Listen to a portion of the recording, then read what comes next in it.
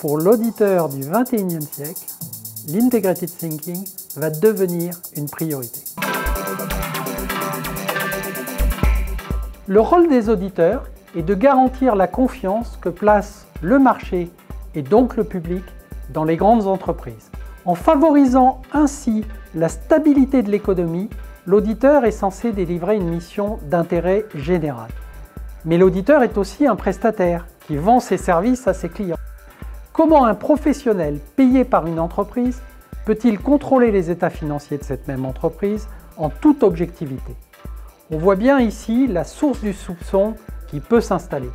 Depuis 20 ans maintenant, plusieurs scandales financiers ont mis en lumière les risques possibles de conflits d'intérêts. Alors, est-ce que les auditeurs servent encore à quelque chose au XXIe siècle? Si on veut sauver le soldat audit, il faut revenir aux fondamentaux: qualité, indépendance et transparence.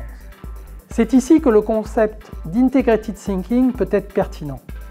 Il a pour objectif d'analyser la façon dont une entreprise utilise ses capitaux financiers, intellectuels, sociaux et humains pour créer de la valeur.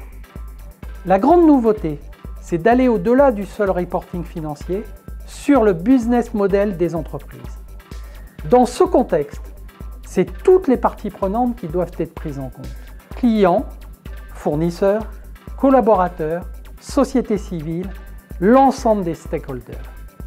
Cette exigence d'ouverture et d'inclusion, cette intégration des enjeux sociaux et sociétaux est peut-être la piste la plus prometteuse.